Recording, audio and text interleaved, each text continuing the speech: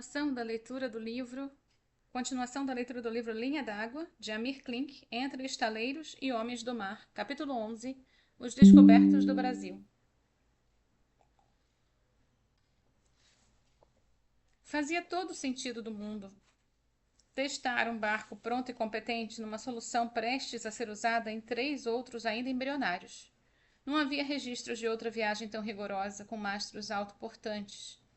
Se a viagem com o polêmico mastro desse certo, todos teríamos uma espécie de consagração da nossa opção. O Paraty, com 2 is, com seu mastro convencional, o velho mastro preto, fora muito bem sucedido nas suas 40 e poucas mil milhas já percorridas. É claro, eu ouvi toda sorte de asneiras de consultores especialistas de prancheta. Em time que está ganhando não se mexe. E os outros tantos ditados de gente que acredita em ditados. De todos os que eu já ouvi, o único que usaria se fosse caminhoneiro é o de um amigo curitibano que se chama James. Não existem mulheres feias, apenas homens que navegaram pouco. Alguns desprovidos de senso estéticos achavam feio o sistema. Faltava aos críticos do sistema navegar mais. A substituição do antigo mastro, se o novo resistisse a 360 graus de navegação austral, permitiria uma rica comparação entre tecnologias. Eu fiz a cotação com a Carbospars sobre um mastro substituto para o Paraty. Eu verifiquei o prazo de entrega, os valores e as adaptações que deveríamos fazer. O mastro novo teria 6 metros a mais do que o preto. Seria branco, com velas mais estreitas e estaria apoiado num lugar diferente do ponto de fixação do mastro preto, um pouco mais à frente. E quanto os ingleses não quiseram determinar. Não quiseram assumir a responsabilidade porque temiam um barco desequilibrado, apesar de toda a sua experiência com esse tipo de transformação. Então eu não gostei da atitude. Eu resolvi o problema da prancheta com o Thierry, em Itapevi, do mesmo modo como antes havia decidido refazer o leme do Paraty. Comparando transparências sobrepostas nos desenhos sobre a mesa clara, não foi um método muito científico. Tínhamos os recursos fantásticos do AutoCAD, mas não os dados práticos do novo sistema. Fizemos uma negociação de argumentos e bom senso e concluímos que deveria haver 145 centímetros de avanço para o novo ponto de apoio. No convés, esse ponto de mastro novo cairia exatamente no centro de uma gaiuta. As adaptações a fazer não eram complicadas. O único problema seria fazer as soldas internas de baixo para cima. No estaleiro, o Sr. Ivo tinha a solução para fazê-las, como sem que estivéssemos que emborcar o Paraty. Com o Paraty 2 parado à espera de que eu reequilibrasse as finanças e um pequeno excedente de horas de soldagem, deslocamos uma das máquinas MiG da White Martins de Itapevi para Guarujá. E no almoço da sede do Bradesco, em Cidade de Deus, o Cândido, meu imbatível adversário dos tempos do Remo, do Espéria, que competia pelo clube rival, o Tietê, submeteu o projeto de transformação do barco e o seguro da pretendida viagem ao banco. A proposta foi aceita. Antes de fazer a encomenda do perfil aos ingleses, preocupado com o compromisso junto ao Banco Bradesco, pensando em obter condições melhores de negociação dos mastros, sugeri ao comandante Ari, do Ozone, e ao Beto, do Londrina, que fizéssemos os pedidos em conjunto. Todos tínhamos algum tipo de dificuldade financeira e, como eu já vivera os sintomas da insônia por dívidas e moedas estáveis numa economia imprevisível, eu insisti. Guiava-me um certo instinto de precaução. Havia no Brasil uma eufórica paridade cambial que parecia eterna para todos os felizes importadores. Cada um se virou como pôde, os perfis foram encomendados e quitados. Foi um grande palpite. Pouco tempo depois, um novo pacote econômico despencou nos céus de Brasília e a moeda nacional sofreu uma magna desvalorização cambial, que teria inviabilizado a opção dos mastros em carbono, e por um triz econômico os projetos dos 3 barcos teriam de ser abandonados ou refeitos. E muito do que já estava soldado seria desmanchado. Então, por questão de dias, eu teria naufragado longe do mar. E o pior, levando junto 2 barcos inacabados e alguns inocentes funcionários de uma instituição bancária séria. Os riscos de vendavais econômicos não foram os piores percalços. Houve outros, ainda mais sutis, ainda mais distantes das ocorrências climáticas ou cambiais. Eu cometi erros de estratégia, de avaliação, que quase destruíram meus planos. Erros perigosos porque simplesmente não eram visíveis no início da viagem de teste. A fábrica inglesa não cumpriu o prazo de entrega e a partida teve de ser adiada por 1 ano. Doeu um pouco não poder dizer aos ingleses o que eles mereciam ouvir Engolir os comentários dos amigos dizendo que havíamos sido passados para trás pelos gringos, que agora eu tinha um bom motivo para desistir daquela viagem dura e absurda. Doeu só um pouco, porque, ao menos, eu era o credor e os faria cumprir a parte deles, nem que tivesse que contratar milícias rebeldes do Oriente Médio. Aí eu aproveitei o atraso para conferir as técnicas de das modificações, feitas com um esmero quase doentio, quando finalmente inaugurei na Baía de Santos um novo mastro, com todo o pano em cima. Percebi que a viagem seria um teste importante. O barco melhorou em todos os aspectos, as decisões técnicas estavam certas. Todas. Eu imaginei então que a missão a cumprir seria administrar decentemente o barco, não cometer muitos erros nas manobras e enfrentar com unhas e dentes as geladas tormentas austrais. Imaginei.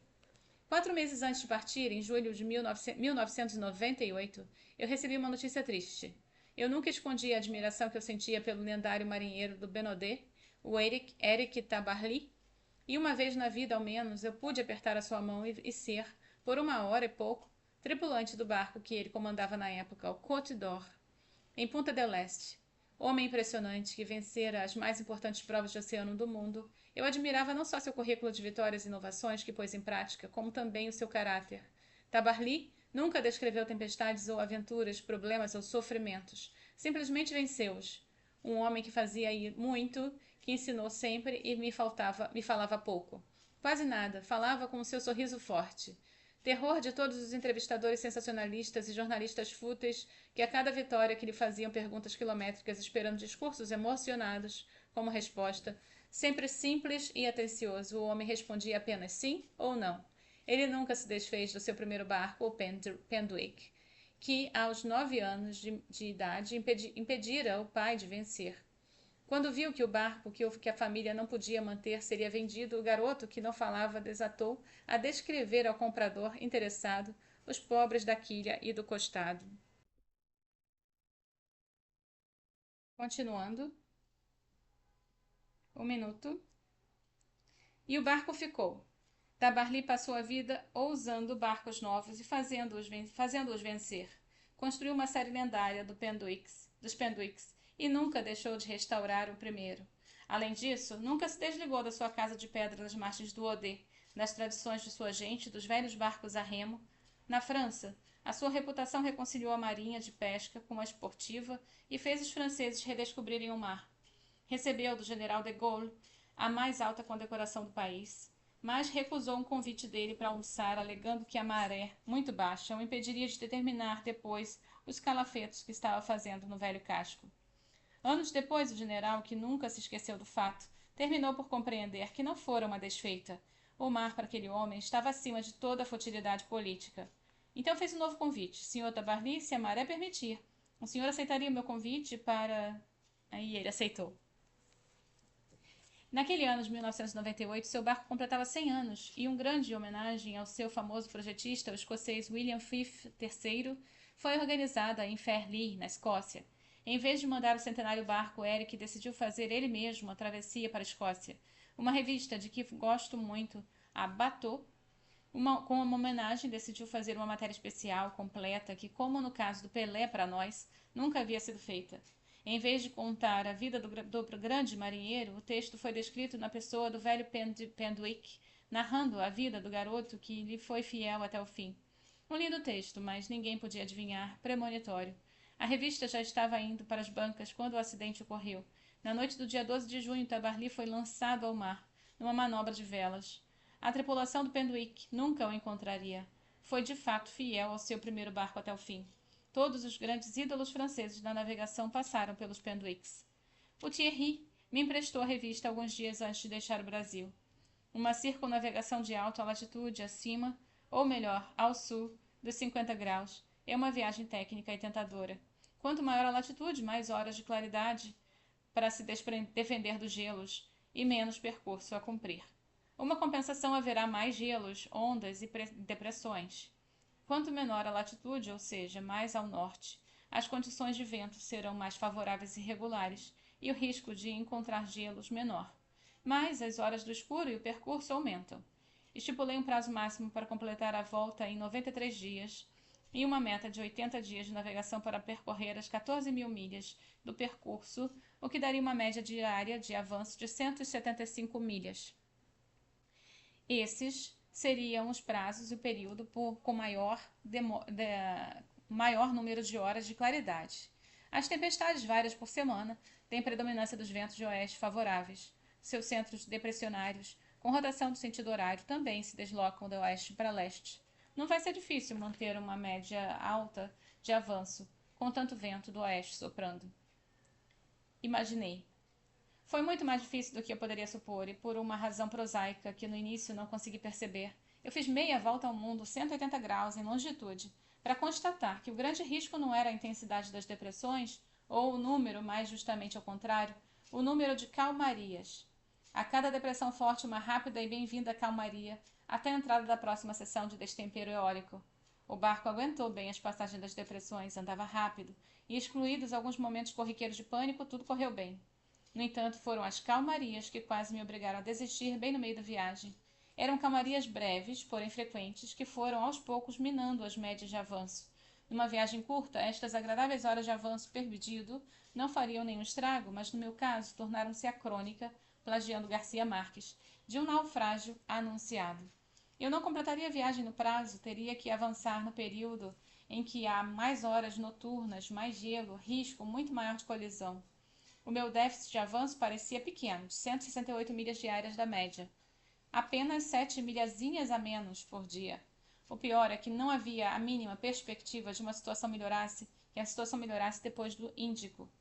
Eu estava no limite da velocidade. A partir da linha da mudança de data do Pacífico, eu iria gradativamente aumentar a latitude, usar por mais tempo a vela na tempestade e andar mais devagar. O grande erro foi não ter contratado um serviço de estratégia meteorológica dedicado à rota em que eu deveria percorrer. Um belo erro. Eu empenhei-me até os ossos para resolver o problema imediato de manobras, ondas e mau tempo, sem um fio de preocupação ou estratégia com as depressões em formação, que fatalmente me alcançaria. Não há como escapar, pensava. Estava enganado. Havia um modo de escapar, e quem viu isso foi a Marina. Nem fugir, nem enfrentar. O que eu tinha que fazer era inacreditavelmente simples. Eu precisava administrar estrategicamente. Eu deveria permanecer o maior tempo possível a bordo de cada tempestade, tendo cuidado de tentar ficar sempre do lado esquerdo ou ao norte do eixo de rotação. A predominância dos ventos do oeste aumentaria e a ocorrência de calmarias diminuiria. Muito mais produtivo alcançar numa situação estável de desgraciado mau tempo do que ficar à deriva no indeciso tempo bom. Para isso, porém, era necessário monitorar com atenção, sistematicamente o movimento das depressões ao redor e, em especial, a das que vinham por trás da minha rota. O velho amigo eólico sinótico Vilela, tarimbado meteorologista antártico, estava trabalhando nos Estados Unidos para o Weather Channel. Ele passou a mandar para a Marina boletins regulares dos quadrilátricos de navegação do Paraty e do estaleiro Thierry obtinha boletins franceses e auxiliava nas análises e na definição da estratégia a adotar. A intervalos regulares de algumas horas, a Marina me passava primeiro as análises e depois as instruções de rota a seguir. Eu tornei-me um funcionário público que cumpria o melhor que podia as instruções recebidas. Estratégia simples que, graças ao sistema de comunicação, deu certo. Em 2 de fevereiro de 1999, entrando na Península Antártica, eu alcancei a média de 177 milhas por dia, navegando a maior parte do tempo com velas de tempestade, de modo muito mais seguro e praticamente sem tomar nenhum caldo gelado digno de registro. Entre as instruções da Marina vinham sempre notícias das gêmeas. Quando a propagação permitia ou o telefone móvel se dignasse a estabelecer conexão com satélites, eu conseguia ouvir os gritinhos da loira e da morena e dar uns bons gritos também. Ao desembarcar no Brasil, na areia do Jurumirim, para apertar nos braços as minhas 3 alegrias de verdade, eu tentei gritar. A voz já não saía. A Marina, entre fraldas e boletins sinópticos, a 18 mil quilômetros de distância, salvara a viagem. Passamos poucos dias na nossa casinha vagabunda de Jurumirim, nem uma semana completa. Foram dias raros, desses em que não é preciso acontecer absolutamente nada para se saber que são os melhores da vida.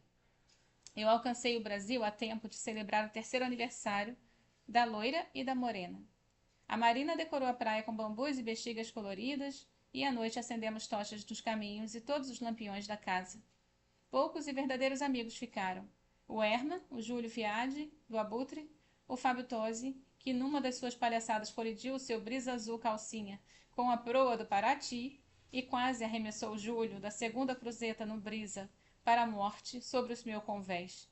O fiel Ronaldo, tigrão para os íntimos, as gêmeas, agarradas nos meus braços como carrapatos, os coqueiros, o mato e a costeira que eu protegi como se fossem filhas.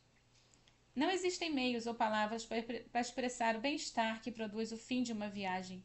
O teste estava feito, um teste e tanto, coroado nas 5 horas finais de circunnavegação por uma brilhante capotagem, da qual, segundo os engenheiros europeus, o mastro branco não escaparia. Mas escapou. E como escapou de 25 depressões antárticas violentas de ondas de 80 pés e de algumas distrações que eu pratiquei. Não era uma viagem qualquer. Um círculo fora fechado ao redor da Antártica em 77 dias de navegação e mais 11 de perambulações pela Península Antártica. No total, quase 5 meses de solavancos, gelos e vento, e a lata vermelha repousava na calma quase irreal Baía de Jurumirim, pronta para começar, tudo de novo. Impecável como se tivesse feito um passeio até Angra dos Reis e nada mais. E o mastro branco, que não era também um perfil qualquer. Todas as dúvidas dos anos anteriores simplesmente desapareceram. Chegar a Jumirim em perfeita forma e paz não foi apenas a coroação de uma viagem especial, rica de acontecimentos ou deleite cartográfico de fechar um círculo de 360 graus por uma rota que raros barcos frequentam. Maior do que tudo isso foi o prazer interior de ter apostado numa ideia tão escandalosamente simples que todos os especialistas condenaram por antecipação, tão óbvia que ninguém ocorreu. O prazer de demonstrar essa ideia com um círculo sobre o mapa, o mastro de bambu, a minha alva cruz alada de ponta cabeça que chegou a preocupar alguns amigos mais supersticiosos, que trouxe mais cedo e com maior segurança para casa. Era uma peça notável de engenharia e criatividade e, por último, a sua altura acentuada e o perfil esguio, curvo e limpo, fizeram do Paraty um barco bonito como poucos.